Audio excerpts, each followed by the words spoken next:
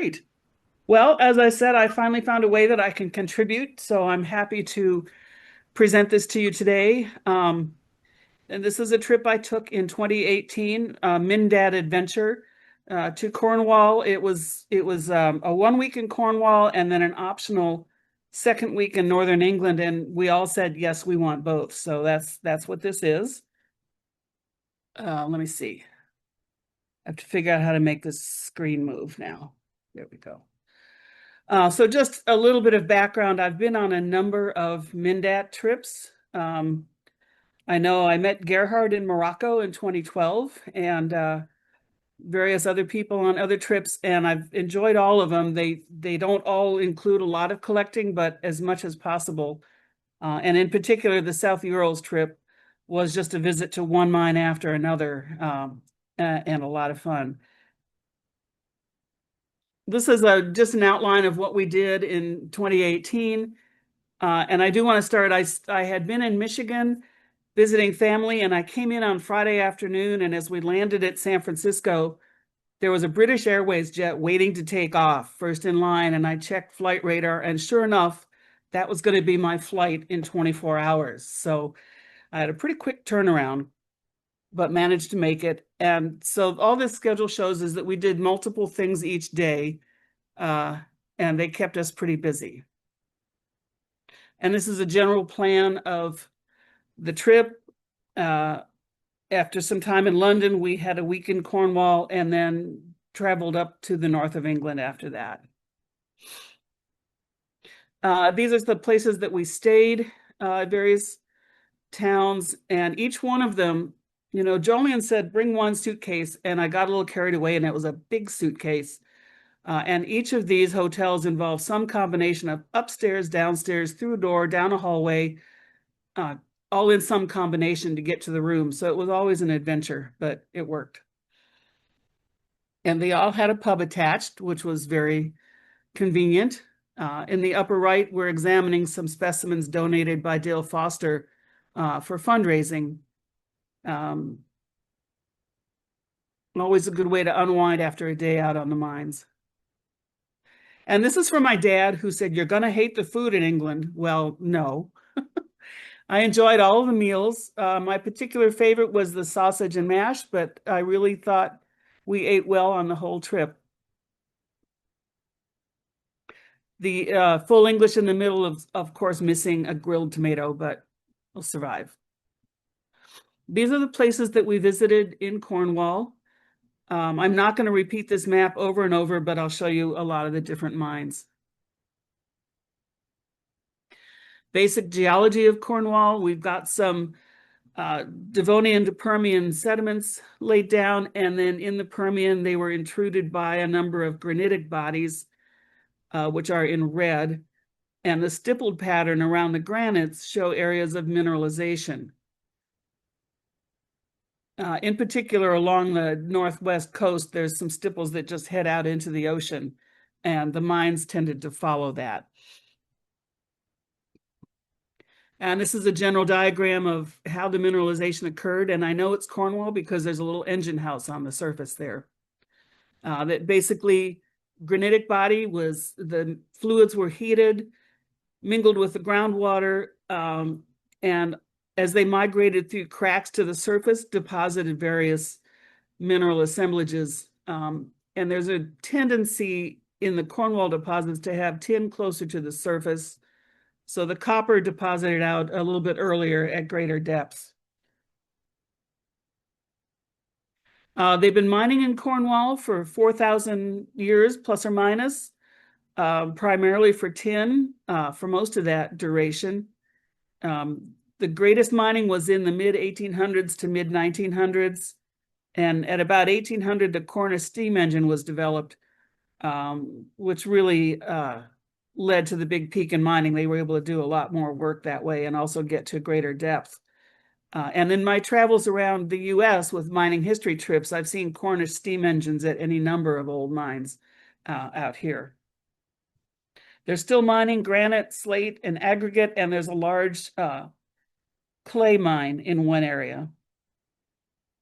And the whole thing is UNESCO World Heritage status, all of the Cornwall mines. I found this diagram and it kind of explains the copper mining in Cornwall, which is the blue line. So you can see the pink line 10 just sort of continues along.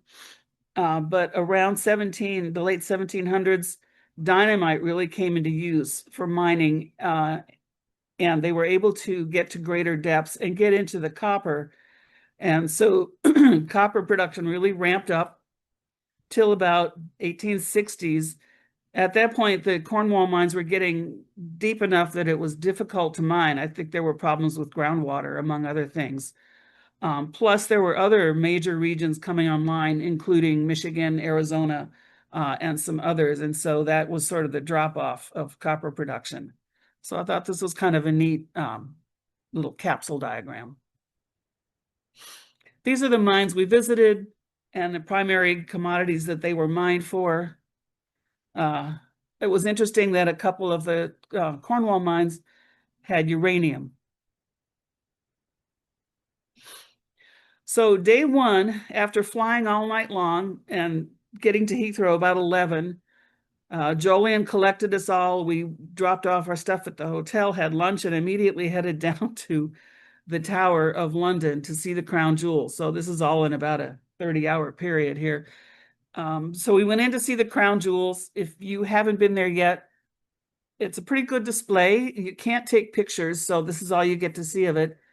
They're in a big glass case, and to discourage people from parking too long in front of them, there's a moving walkway all the way around these cases, so you can't stop. You have to keep going around and around. There is a little platform with steps if you want to climb up and gaze for a longer period. What's going on? Stop. There we go. So anyway, we did all this and then finally went back to the hotel and collapsed. Day two, we spent at the British Museum. And in particular, we went to the Mineral Hall. We went to another rock and mineral display up on an upper level that was really kind of disappointing, but it was great to get down here to the minerals. Fortunately, we were there on a sunny day because I really think ambient light is mostly what they seem to rely on, at least in these center cases. But it was an interesting display, but what we were really there was to get behind the scenes. This whole section, I think, is the collection of Alfred Russell. And here's a picture of the gentleman himself. And we got to poke around, well, not poke around, this is a curator, Robin, showing us some of the cabinets. And I think this whole cabinet was fluorite from the north of England. There was another cabinet of calcite. You know, we looked through a few of these before exhaustion set in, but it was really fascinating, the amount of material and the quality of it. And we were all impressed with his book, his records. It was an enormous book, very thick, and each entry was in this very precise writing and such detail. And you know, it's just impressive the amount of work that just went into this book, let alone acquiring the collection. So the next day, we got our ride for the week, which was this van. We had 6 people in an 8-person van, so it was a very comfortable ride. Jolyon himself was our tour guide and driver for the whole trip. And the rest of the time, he was on the phone making arrangements for the next day, or on his laptop at night doing Mindat stuff. And he would frequently bring the laptop to breakfast to finish up Mindat work before we set out for the day. So on our way to Cornwall, you know, I'm the ignorant American. I think Stonehenge is out in the middle of nowhere on the windy plains, and little did I know we would be passing it on the main motorway. And so we pulled off to have a look, and you can see the stones, and on either side you can see all of the people out there looking at them. So it was a quick stop. I think the stones were about the size I expected, but I thought the circle would be a lot bigger. So it's always good to see something in person. After lunch that day, Jolyon said, "Oh, let's go to Lyme Regis." So we did. And this is in the fossil collecting area along the Jurassic coast. There are many fossil shops in the town, and we visited a few of those. We also had a really good stop at this used bookstore right in the center of town. They had all sorts of stuff, scientific volumes as well as light reading, you name it. And from the outside, I discovered that the upper floors are a bed and breakfast. And where I'm taking this picture on the right, the stairs down to the beach are right behind me. So to me, that's where to stay when you go to Lyme Regis. And here we spent some time, maybe half hour out on the beach. These are all chert pebbles. The cliffs in the background, I believe, are where a lot of the big Jurassic fossils came from. And I've seen recently on a show where somebody was hammering apart little cobbles of the gray mudstone out there to expose fossils, but none of that was on the beach right there at town. So the next day, we were all ensconced in our hotel in Redruth, and we went over to Truro to visit the Royal Cornwall Museum. And we didn't have an appointment or anything. We just showed up and they said, "Oh, you're in luck. We were going to close the mineral gallery today, but that work has to wait, so it's open." So that was the good news, is we could get into the gallery. The bad news was they were going to close it to improve the lighting, and so we did not get to benefit from that. So a large part of their collection, of their mineral museum, is the collection of Philip Rashley from the 17 to 1800s. And this, you can see, this is what it was like when we were there. The lighting isn't great. The cases were better lit than the stuff around the sides. And you could open the drawers and look in those as well. And these are a couple of the specimens, and I had to play with the photos to lighten them up a little bit. So here's an example of cassiterite crystals. This is wood tin, which is kind of a fibrous brown variety of tin ore. And a group of chalcopyrite crystals from probably St. Agnes, it says.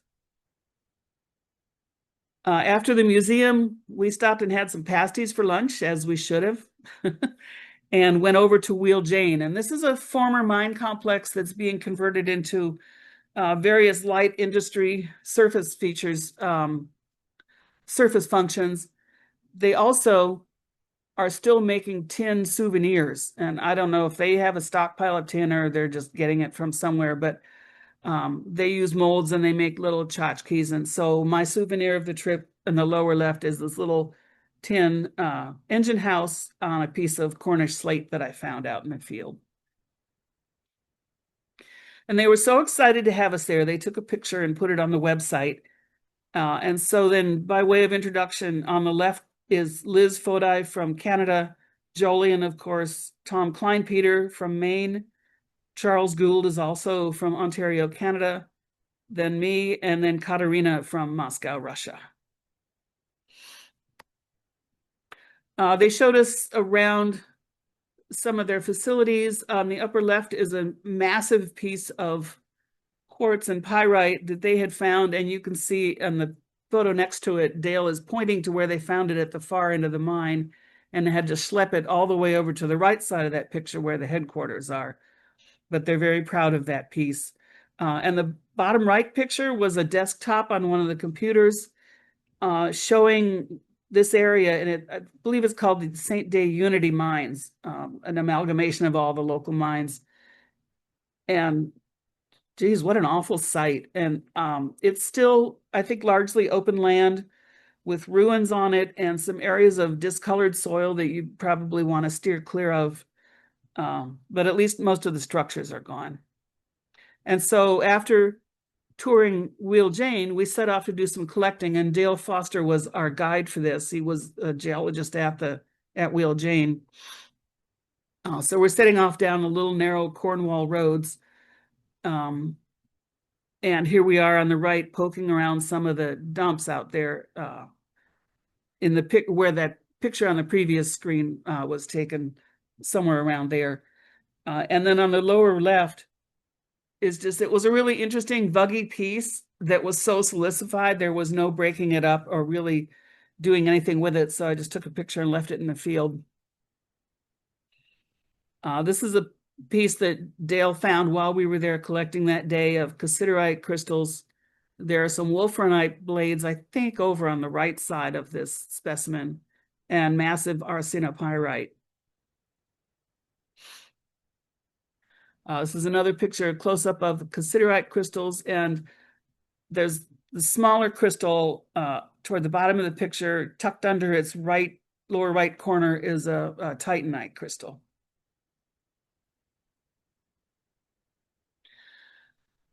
Next day, we went out to wheel coats, enjoyed the scenery, and eventually made our way down to the beach to see if we could find any wood tin, which we could not. So here's a picture of some wood tin, however. This would have been nice to find. And then we went over, and I'm not sure how to say this, Trevenants Cove. And the interesting thing here is you can see in the cliffs behind the cove some different colored areas, and there are 5 or 6 beds of tin deposits that are pretty much vertical along these cliffs, and they run down and across the beach. And this was a display out on the overlooking all this. You can see where all the different tin loads run under the beach and up the other side. And it used to be they would let people out at low tides to mine, and I still think you can get a collector's permit and pick through the stones on the surface. And of course, the advice always is to wait till after there's been a good storm to stir up some more of these rocks. Just kind of an interesting formation there. And this is a pebble from the beach that's got a couple varieties of cassiterite. The lighter cream-colored areas are called dough tin. And the brown stringers through it are wood tin.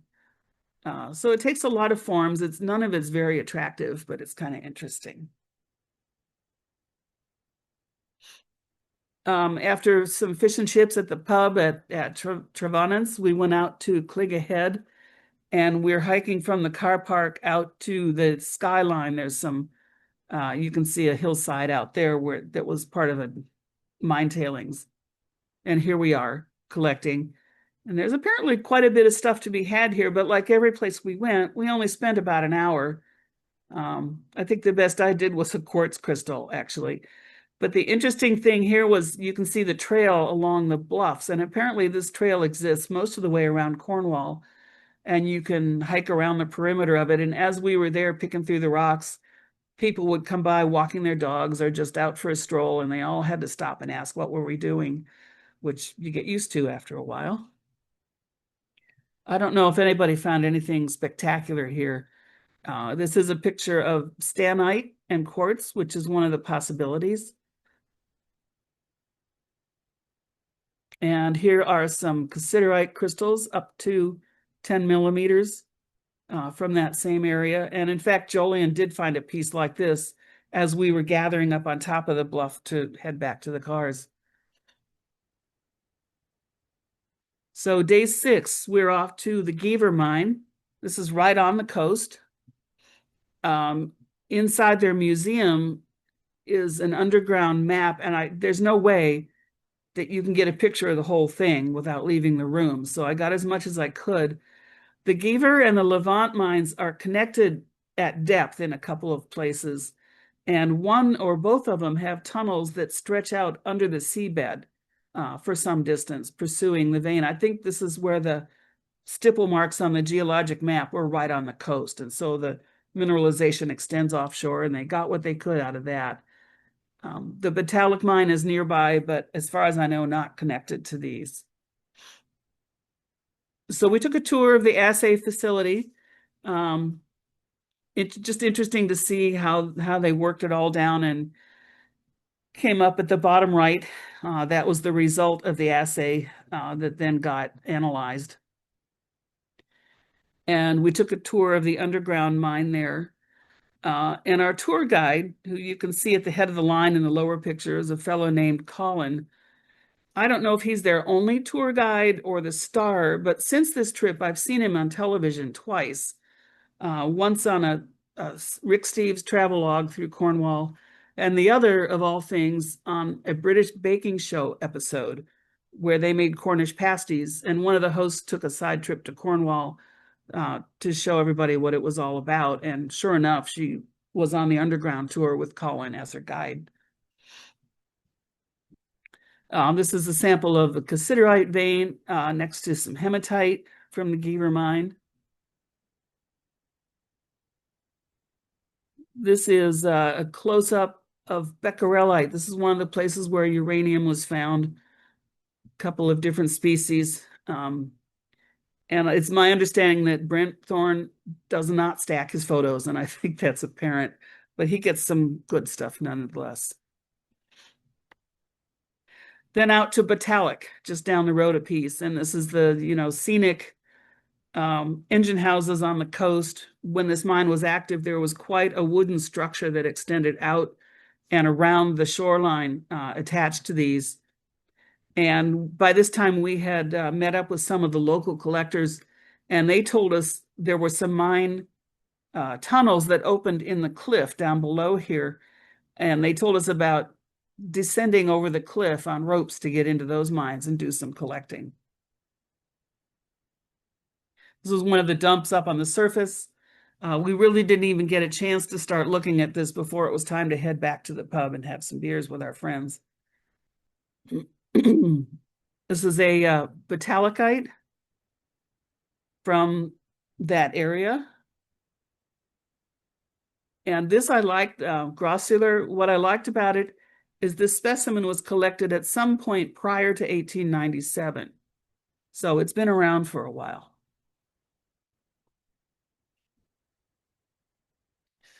The next day we were off to the Herod's Foot mine, and what's his name? Richard Harrington, I think, is that his name? Was our host. This is his home in the upper left, and in the garage they had laid out tea and biscuits and a number of minerals for us to look through. And pretty soon we ended up down in the cellar looking at the rest of his collection.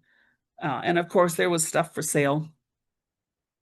But then we walked off, and this is on his property, went past the old mine buildings and out to the North Herod's Foot mine dump. Again, we had about an hour, and there were a lot of people, but people were finding bornonite among other things. I don't know that they were great specimens, but people were actually able to find some stuff. This is a good picture of some bornonite, and the crystals take cogswheel form, is what they're known for from this location. This is a rock with tetrahedrite, chalcopyrite, sitting on galena from this same location. So after lunch, Julian said, well, we're going to go to Liskeard to the Cornwall section of the British Micromount Society, which was, I had no idea.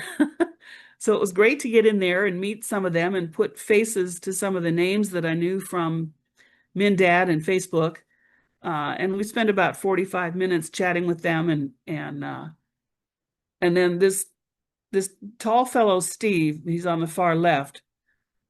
I don't know, some of you know him or not, and I think his name was Steve, but he was going to take us then to the Restormal iron mine.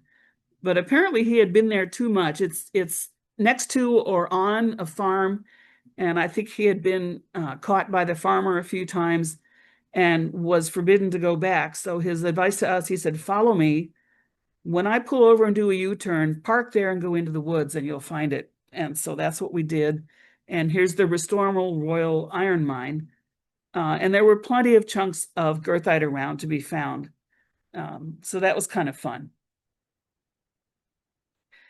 Here's a piece, again, a Dale Foster specimen, goethite with quartz. This is a Steve Stewart, good close-up of some goethite from the same location.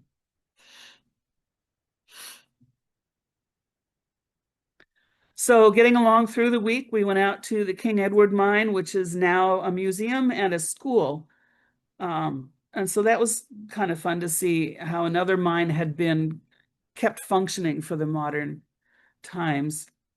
And this appealed to me because when I was in graduate school at the Mackey School of Mines in Reno, I was on the mining team, the women's mining team, for 2 years. And so I recognized this as practice blocks on the right and then competition with a jackleg drill. So it just kind of took me back to my roots a little bit. We took a tour through the museum. And one thing I found there that appealed to me, I also have spent a lot of time in the Upper Peninsula of Michigan and attended Michigan Tech for some years, for 5 years. And this is a souvenir, copper country souvenir. I think the cup is probably made of copper. It shows Suomi College, which was a Finnish school in the area, and also has a little engraving of people working in the copper mines there. So another touch of home. And so I should mention, when we were at the meeting at Liskeard, I knew that Charles was staying after our trip for some sort of meeting, but I didn't really give it much thought until we were at the Liskeard meeting, and I found out that he was actually staying for the annual symposium of the British Micromount Society.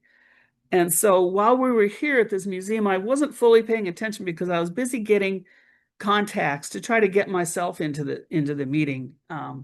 I had built some extra time at the end of the trip, and I wasn't sure what I was going to do with it, and that sounded just perfect. So later in the day, I actually got confirmation that I had secured a spot and there was a room for me at the facility as well. So I was very happy to hear that. So here we're learning how this shaker table works to get some of the tin concentrate winnowed out. And basically it's got water and shakes, and the tin all moves through the grooves and down onto the underlying tray. They also explained buttles to us, which we found a lot out in the field. And I forget which order they're supposed to go in, if that matters, but there's one where the material works outward and is collected at the perimeter, and then another one where it works its way back in and it's collected in the central part. And I think that might be the order they go in, but I forget. But this is just down the valley a little bit at Wheel Bassett. The same afternoon, Jolien got his drone out and took a picture of this ruin, and you can see that they have both kinds of buttles out there. So I don't know if it matters what order you use them, but two ways of concentrating the tin ore. And so now we're across the valley looking back over it where the drone picture is from, and we're collecting on the Wheel Bassett rock piles. There's a different picture. I did find a cooperite specimen here. Here's one with some good sized cooperite crystals in the lower half of this, and then the finer minerals up to the right and upper right and left are cassiterite. Finally, that was it for Cornwall. As we were leaving town, we stopped by Crystal Classics, and I've experimented with some alternate spellings here in view of my experience with the business. But we got a tour of everything, the labs, the photography area, and we were treated to lunch at the cafeteria. So that's the left-hand picture. Their cafe out front, and in back are the buildings. And the low building across the front, which is in the lower right, is their showroom. And they just happened to leave us in the showroom for about an hour or two. And of course, we all found something that we had to take home. But they did give us a good, generous discount and paid for shipping, which was very professionally done. Everything arrived packed to the gills and in good shape. So all in all, it was a good experience and really nice to see how they were set up. And again, they had to have a picture of all of us. Steve Rust up in the front, I believe. And then the next to last is Phil. I forget his last name. The woman, Tyler. the second. Phil Tyler. Okay. And the woman next to Steve, I believe, is the one who's now basically running the showroom at Tucson, whenever that's on. So then, quick overnight on the way, we headed up to northern regions. And on the way, we stopped off in the Blue John area, Treat Cliff Cavern, and the other two mines, Blue John Cavern and Old Tour, I believe are all on this same valley, the same formation. There have been 14 different veins of the Blue John fluorite. And you should probably all know, but I'll explain if you don't. It's a blue and yellow banded fluorite that was quite in vogue in the 1800s for decorative pieces. In the 1945, a 15th vein was found, then it was lost when the discoverer died, then it was recently rediscovered, and they had some pieces at the mine for us to see. The name Blue John may come from French for blue and yellow. Even though this material wasn't so popular in France, apparently speaking French was kind of in vogue at this time in parts of England, and maybe that's where the name came from. But nobody can say for sure. But these were some pictures on the tour, and it was great. The lower left, these are some purple fluorite cubes. So there was would have been some good mineral specimens in there. There were also cave formations, and while we were in there, a couple of folks passed us in full mining gear and ducked down a side passage because they are still producing at least a small amount of fluorite for tchotchkes from here. And of course, the tour exits through the gift shop where they had not only the 15th vein, but all different other Blue John veins with jewelry and specimens and all kinds of things that you could take home with you.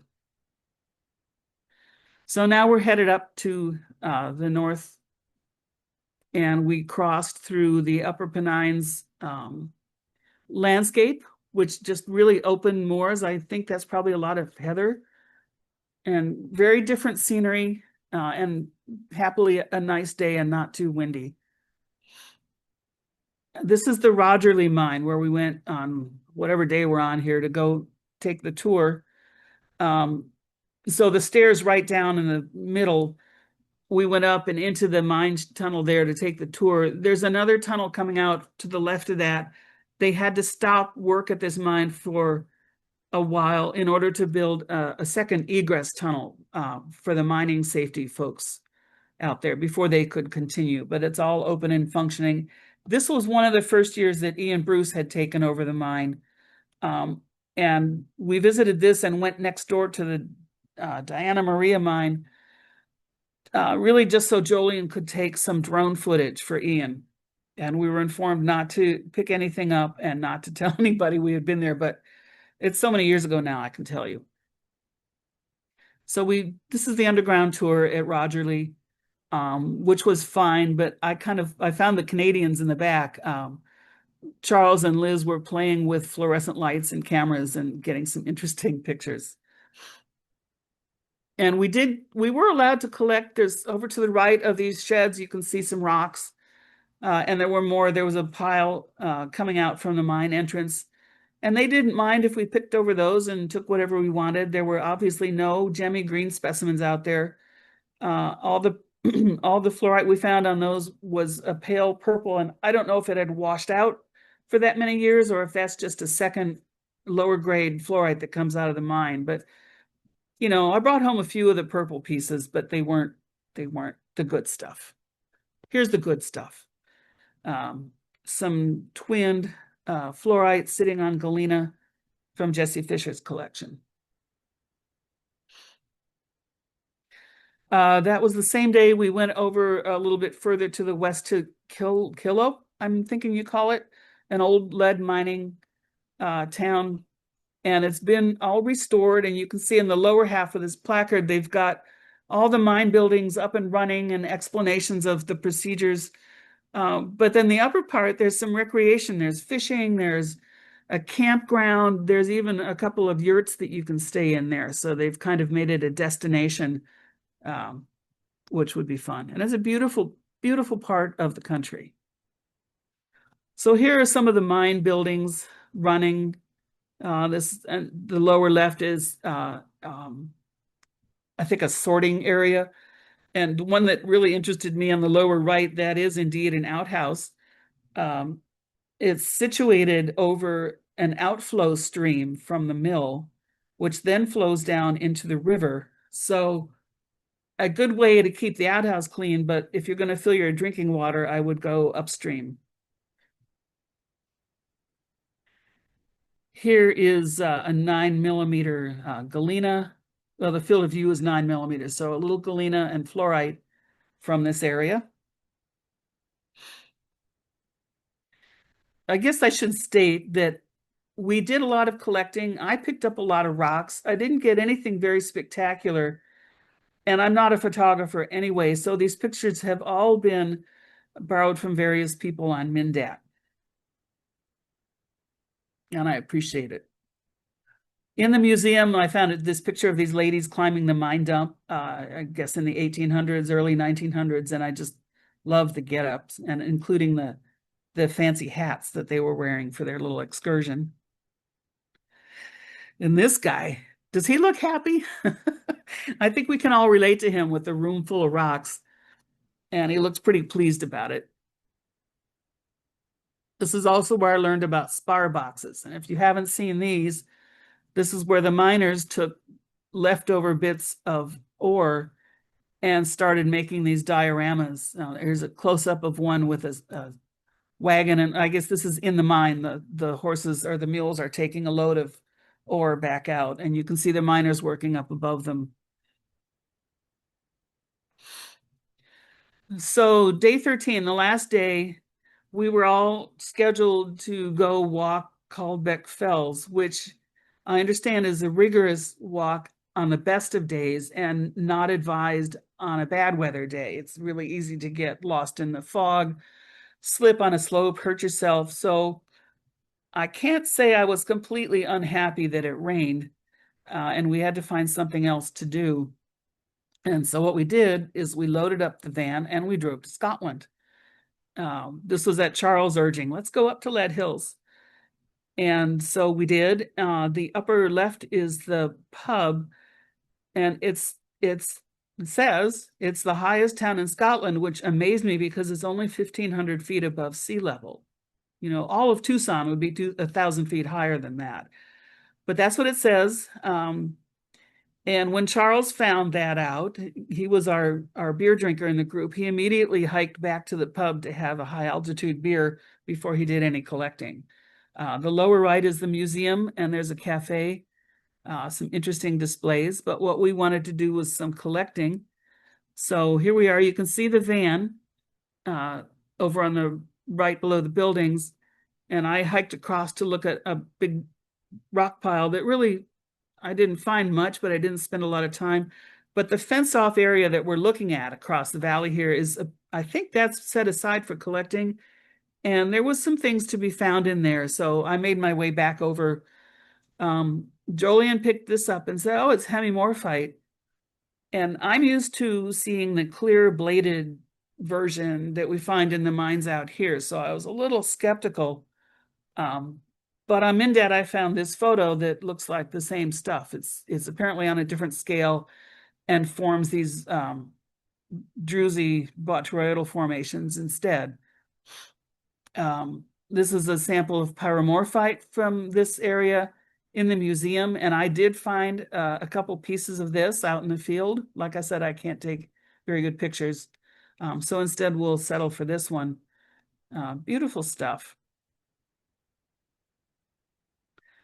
So that was it for our field days. It was time to do a little bit of trimming to get everything into the luggage.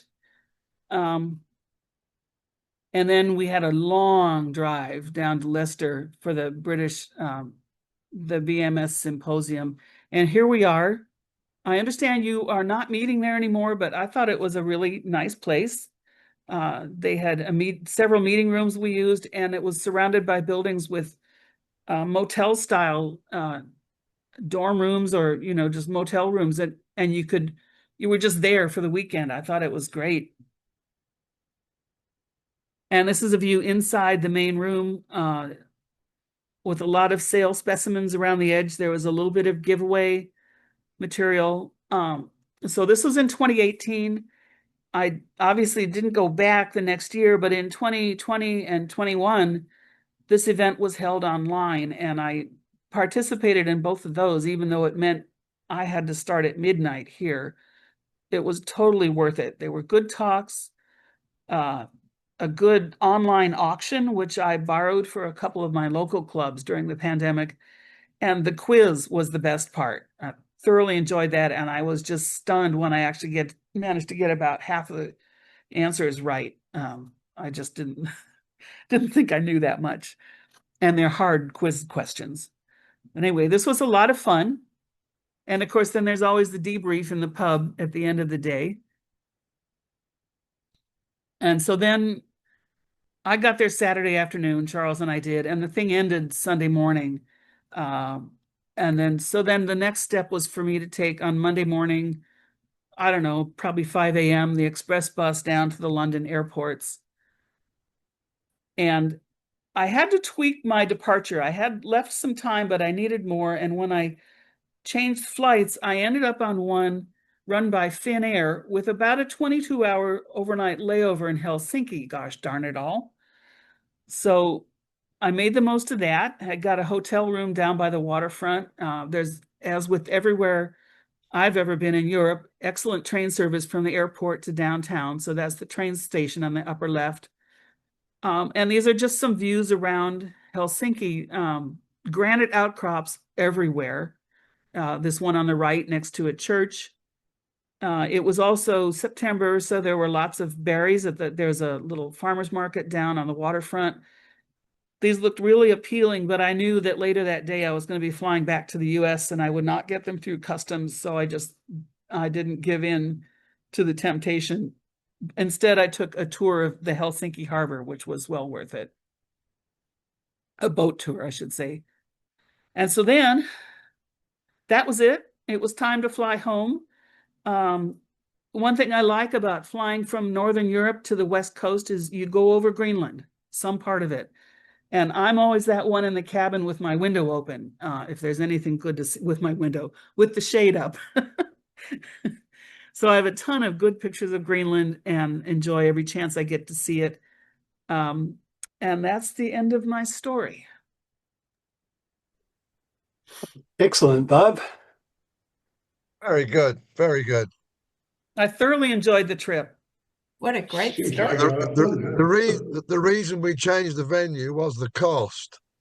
Oh, okay. They wanted to charge us £15,000 for the year after COVID, Yikes. and we just said no way. So in 2023, we found another place at Droitwich near Birmingham, which is a village hall. We now get 55 people in there, and it's absolutely super event. We were there this Wonderful. last weekend, and Yeah, Well, I Frank hope was my- with us Tell you over about there. that.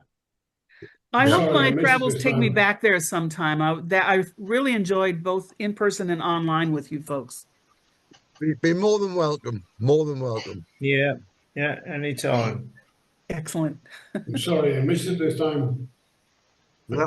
But you're in Cremona, so I was that late. I just came home this afternoon. So just in time to see Bob's wonderful trip. Good, good. yeah, very good. So Barb, Yes. you've been on other Mindat trips as well. Can we expect Yeah. a follow-up at some stage? Yeah. Yeah, in fact, the one that I'd really like to show is the one that I haven't started yet. That was our 2019 trip to the Urals. So maybe sometime next year I can get that. I've been meaning to get it organized because there are people here that would like to see it too. Yep. So, but yes, otherwise I have slideshows so far of all the others, including a couple of trips to Poland for Tomic's Crystal Days. Excellent. So yeah, I'll keep that in mind. Good. I'm sure everybody else will enjoy that as well. So. Yeah. Oh, yeah. Yeah. All right. Any questions of Barb? Oh, what a lot of travel. Very good. I A love it. lot of traveling in a few days. Yeah. Yeah, I mean, it's covered all that. well, it's How hard was- to pack it into 45 minutes too, so it felt Yeah, even more yeah. whirlwind. How was your carry-on luggage on the way back? Well, Jolien actually shipped me back a box of rocks. Although he did not do nearly as good a job as Crystal Classics. When it finally got to my front door, one of the corners was torn open and one of the Ziploc bags was starting to slide out. I don't think I lost anything, but yeah, when you compare the two, Crystal Classics are the professionals, not Jolien. When you were at Wanlock Head, that brought back a few memories for me. I was there in 1994, I think, Oh, wow. and we travelled up. We'd spent about a week in Cumbria, and then travelled up after that, and had about a week or a week and a half in Scotland. And as we got over the Scottish border, it started snowing. Right. And by the time we got to Wenlock Head, the snow was just covered everything, except you could see the dump in the distance, but there was no collecting to be had. But I did That's stop too off bad. at Lead Hills on the way back out, and there was some clear areas on the dumps at Lead Hills, and I managed to find a couple of bits of pyromorphite there. So But Nice. you had minerals falling from the sky. this is true, Yeah, but they don't last They- long enough. they don't hold up. Hard to mount. The dump you were standing by where you took your photograph of was New Glencrease mine, and that's absolutely barren. There's That's nothing what on there whatsoever. I only spent about 5 minutes picking at it, but I didn't see a thing, and I No, decided I was better off going back. I was up there 2 or 3 years ago and I had a look at it, and it's absolutely barren. All the Wow. stuff is down the other side, yeah, and down in Okay. that collector's dump is quite good. It's been scraped up from the area and put there, but not a lot of people know about it. No one goes on it really. I always go on when I go up there. Oh, Always yeah. find stuff. I don't know why it's fenced off if that's unless you don't want sheep in there with you. You can get in the front, from where you were standing, the right-hand side, you can get in easily. The other Yeah. side, there's no gate into, so I don't know what's going on there, but Yeah, it was odd, but yeah, It you're is. right. We did start finding things over there, so now I know where to concentrate my There- efforts on that. The there only, are the some only serious problems at the moment in Scotland. There's been a court case. It's ongoing at the moment. A lady who has a business in Glasgow has been fined three offences, £500 for each offence, and it's cost her £70,000 for her defence, and she's been found guilty. Oh, what was her offense? What did she? Collecting on all the areas of what we call triple SI, sites for special scientific interest, and wherever you've got triple SIs, you cannot dig, and she was digging big holes somewhere and selling the stuff. So Oh they've my taken her to gosh. court. Yeah. I have Yeah, heard that's too that, bad. But you still can get a permit as an amateur collector. They just Not for there, you can't. don't- No, you can go. up there? I mean, there's Okay. no one stops you walking about, but if you're seen it with a hammer in your hand, and especially around that area now, this is the test case. I think they might start doing more and more stuff like it, but Are those areas marked, or do you have to know? yeah. But no, Is there- there's no. They're all online. There are the triple SIs are on a map online somewhere, and where the boundaries are. There's nothing on the ground to show you where it is. Okay. At least you can get a map. That helps. It's online, Martin? yeah. You don't advertise it, but it's online, yeah. Martin, Jim and Lassen, is the open place at the smelter, or is it at one of the actual Now mine the dumps? smelter's further down the valley. From where you saw the picture of the smelter's about a mile to the left. And there's no collecting at the smelter, is that correct? Officially no, but a friend of mine was there a few weeks back, and he found stuff. So, but you take your chance. I mean, Just undo the laces on your shoes and scuff through the ground. that's it. Yeah. You sort of bend down and tie your shoelace up and That's put a it. piece in your pocket. That's the way to do it. this is recorded, by the way. Oh, there. This is just hypothetical. Yeah. Hypothetically, that was allegedly. It's a conspiracy. Yeah. All right. Any other questions? I wouldn't dare do that. I wouldn't dare do that. No, of course not. Any other questions for Barb? No? All right. Very good. Very good. Thank Barb. you very much, Barb. That was excellent. Yeah. Good. And Thanks. we definitely look forward to the next one of those. So thank you. All right. I'll keep that in mind. All right. All right. Thanks, Barb. everybody. Thank you. All right. See you next month. Yes. See you next time. Yeah. Bye. See. Thanks, Steve.